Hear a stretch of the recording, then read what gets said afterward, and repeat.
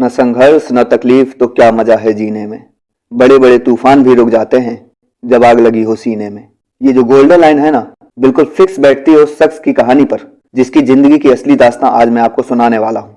दोस्तों, आज आएगा मजा, क्योंकि जिस शख्स की कहानी आज आप सुनने वाले हैं वो अपने आप में ही एक फायर है और इसी वजह से आज की वीडियो आग लगाने वाली है। जो नाकारे स्टूडेंट ये कहते हैं ना कि गांव के घरों में बिजली नहीं होती जिसकी वजह से हम पढ़ नहीं पाते, कोई पढ़ाने वाला नहीं होता जिसकी वजह से हम पढ़ नहीं पाते, इतनी जानकारी नहीं होती जिसकी वजह से हम पढ़ नहीं पाते, शायद उतनी सुविधाएं नहीं होती जिसकी वजह से हम पढ़ नहीं पाते, ऐसे न जाने कितने बहाने हैं जिनके सारे कुछ निकम्मे स्टूडेंट पढ़ाई लिखाई छोड़कर अपनी जवानी मौज मस्ती में बर्बाद कर देते हैं। इन सब में सबसे ज्यादा जो सुनने वाला बहाना है वो है कि पढ़ाई का खर्चा बहुत महंगा है, मेरी उतनी औकात नहीं है। बस इसी कथन को गलत साबित किया है आज की सक्सेस स्टोरी के उस किरदार ने जिनकी कहानी आप सुनने वाले हैं। वो जब पढ़ाना शुरू करते हैं ना तो मुरझाए फूल भी खिलने लगते हैं, क्योंकि उनके पढ़ाने का जो स्टाइल है ना उस पर आज लाखों स्टूडेंट जान छिड़कते हैं और उनसे पढ़ने को पागल हैं, जिनके बदौलत न जाने कितने छात्रों की जिंदगी सफल बनी है और बड़े बड़े कॉम्पिटिटिव एग्जाम में बिना किसी भारी फीस के उनका सिलेक्शन हुआ है।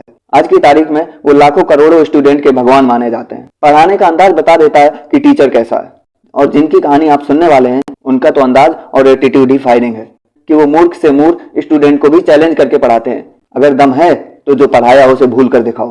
दोस्तों, मैं बात कर रहा हूं one and only the legendary in teaching Khan sir की।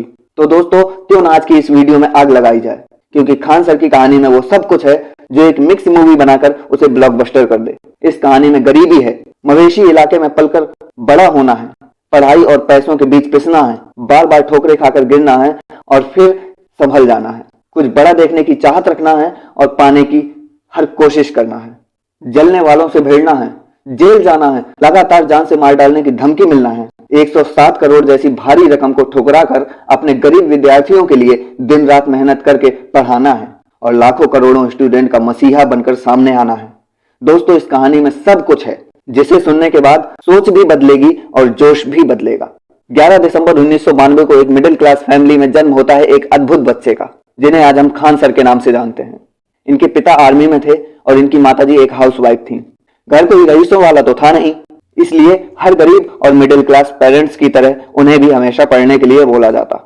उनकी माँ से अक्सर उनकी खूब पिटाई होती, क्योंकि वो पढ़ाई में बेशक एक अच्छे छात्र थे, लेकिन बावजूद इसके वो पढ़ाई करते हुए बहुत कम नजर आते। कुछ स्टूडेंट होते हैं ना जो एग्जाम के कुछ रातों पहले पढ़कर एग्जाम टॉप कर देते हैं। हमारे खान सर भी उन्हीं में से एक थे। बचपन वैसे ही गुजरा जैसे ज्यादातर गरीब बच्चों का गुजरता है। दिन भर गांव और खेतों में घूमना, शाम को आकर माँ की डांट खाना और मार खाना। लेकिन खान सर बिना मकसद के कभी भी नहीं रहे। उनका विजन बचपन से ही क्लियर था। वो खेलकूद और शरारतों में जरूर आगे थे, लेकिन बचपन के बहुत कम उम्र में ही उन्होंने अपने जीवन का लक्ष्य सेट कर लिया था कि उन्हें एनडीए का एग्जाम क्लियर करके एक आर्मी ऑफिसर बनना है। यहाँ पर हमें खान सर से यह सीखने को मिलता है कि जीवन के शुरुआत में ही अपना लक्ष्य जरूर सेट कर लो। भले तुम दुनिया को भटके हुए लगो, लेकिन तुम अपने लक्ष्य को पाने की आस अपने मन में जगाए रखो। खान सर कई इंटरव्यू में अपनी शुरुआती पढ़ाई को लेकर कहते हैं 8th क्लास तक पढ़ाई से उनका बिल्कुल भी वास्ता नहीं था। वो बस नाम के लिए पढ़ते थे और बड़े कम नंबर लाते थे। लेकिन 9th क्लास में आने के बाद उनको समझ आ गया कि सब मोह माया है। अगर आज पढ़ाई नहीं की तो कोई हालचाल भी नहीं पूछेगा। इसी जिद के साथ उन्होंने उस छोटी सी एज में एनडीए की तैयारी शुरू कर दी। जहां दूसरे लोग 10th पास आउट के बाद एनडीए का सपना देखते थे, मगर खान सर 9वीं क्लास से ही तैयारी में लग चुके थे। उन्होंने क्वालिफिकेशन कंप्लीट कर लिया था, मगर मेडिकल में वो बाहर हो गए। उनके दाएं हाथ में जॉइंट अनफिट था और अफसोस की बात तो यह थी कि वो कभी भी ठीक नहीं हो सकता था। यहाँ पर खान सर को बड़ा झटका लगता है। एक ऐसा ख्वाब जिसे आपने बहुत छोटी उम्र में देखा हो, उसके लिए खूब खून पसीने बहाए हों, लेकिन किस्मत में ग्रहण लगने की वजह से वो कभी भी पूरा ना हो पाए, तो जिंदगी से ही इंटरेस्ट हट जाता है। इसके बाद दोबारा किसी बड़े ख्वाब को पाने का सोचना तो दूर, इंसान ठीक से मैदान में उतर भी नहीं पाता। कुछ ऐसा ही हाल था खान सर का भी। इससे उनका सपना जरूर टूटा, लेकिन हौसला नहीं। खैर, इसके बाद उन्होंने इलाहाबाद यूनिवर्सिटी से अपनी ग्रेजुएशन पूरी की और इसी बीच उनकी फाइनेंशियल कंडीशन बहुत बिगड़ गई। आप में से बहुत से लोगों को शायद मालूम नहीं होगा, लेकिन खान सर एक क्रांतिकारी सोशल एक्टिविस्ट हैं और इसी के चलते कॉलेज टाइम में वो 3 बार जेल भी जा चुके हैं। इन्हें समाज में हो रहे गलत कामों से सख्त नफरत है और इसी नफरत के कारण उन्होंने काफी लोगों की सोच को बदला है। उनके एक दोस्त के कहने पर उन्होंने एक लड़के को होम ट्यूशन देना चालू किया। उन्हें उस वक्त बिल्कुल भी पढ़ाने के बारे में आइडिया नहीं था। और उस वक्त किसी भी रूप में वो एक टीचर नहीं लगते थे क्योंकि वो बहुत यंग थे। लेकिन उन्होंने उस बच्चे को होम ट्यूशन दिया और इसे किस्मत का दांव कहिए या खान सर की मेहनत कि बच्चा एवरेज स्टूडेंट से सीधे क्लास में टॉप कर गया, जिससे उसके पेरेंट्स भी बहुत खुश हुए। ठीक उसके बाद खान सर को एक कोचिंग क्लास ज्वाइन करने का सुझाव मिला। जहां वो पढ़ाने के लिए गए वहीं से उनका टीचिंग करियर स्टार्ट हो गया। वहां पर उनके पढ़ाने का तरीका दूसरे टीचर से बिल्कुल अलग, यूनिक और एक्सीलेंट था। बच्चे को काफी डीप जाकर पढ़ाने लगे और इस वजह से उस कोचिंग क्लासेस का बिजनेस फेल हो गया। कोचिंग के ऑनर ने खान सर को कहा कि आप इस फीस में इतना डीप क्यों पढ़ाते हैं। उस कोचिंग क्लासेस के ऑनर को पैसा दिख रहा था, लेकिन खान सर को बच्चों का फ्यूचर। इसी वजह से इन्हें उस कोचिंग से हटा दिया गया और खान सर के हटते ही अगले 6 महीने में वह कोचिंग भी बंद हो गया। कुछ ऐसा जलवा था हमारे खान सर का। कहानी ने नया मोड़ तो तब लिया जब खान सर ने खुद का कोचिंग स्टार्ट करने का सोचा। उन्होंने पटना में खुद का कोचिंग स्टार्ट किया। इसमें बच्चों की भीड़ इस कदर बढ़ी जितना दूसरे किसी भी कोचिंग क्लासेस में नहीं थी और इससे दूसरों को नुकसान हो रहा था। जलने वाले लोगों ने खान सर के क्लासेस पर दंगे भी करवाए और हर वो कोशिश की जिससे वो अपना क्लास बंद कर दें। लेकिन खान सर इतने भाग्यशाली थे कि उनके स्टूडेंट्स ने उनका खूब सपोर्ट किया और उनके साथ कदम से कदम मिलाकर चलते रहे। जब एक बैच ऊपर पढ़ता था तो दूसरा बैच नीचे क्लासेस की निगरानी करता था। कुछ ऐसा जुनून था खान सर और उनके स्टूडेंट्स में। लेकिन इसी बीच कुदरत का नया कहर आया, कोरोना महामारी।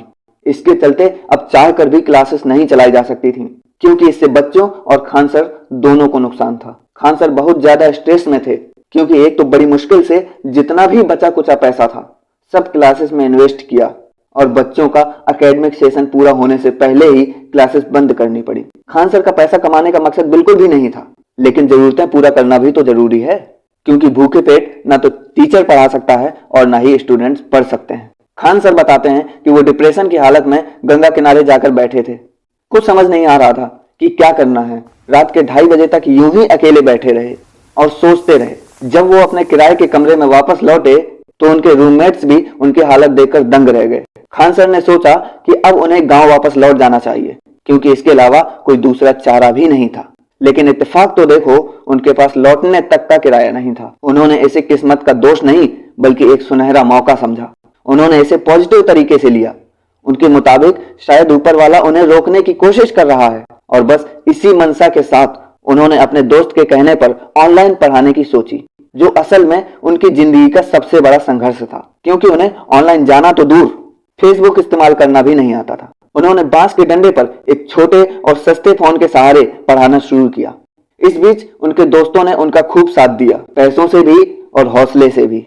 उन्होंने अपना यूट्यूब पर एक चैनल बनाया, Khan sir GS research centre के नाम से, और बिना किसी खास सुविधा को कोसे बगैर अपना काम करते चले गए। खान सर ने इतना नहीं सोचा बल्कि अपने अंदाज में ताबड़तोड़ उस अप्रैल मई की गर्मी में पंखा बंद करके पसीना और आग जैसी गर्मी को झेलते रहे और लगातार पढ़ाते रहे। जब वो ऑनलाइन गए तो उन्हें जरा भी मालूम नहीं था कि वो टीचिंग फील्ड में लाखों टीचर्स के लिए और देश के एजुकेशन सिस्टम के लिए एक प्रेरणा बनकर सामने आने वाले हैं। उनकी ताबड़तोड़ मेहनत ने रंग जमाना शुरू किया।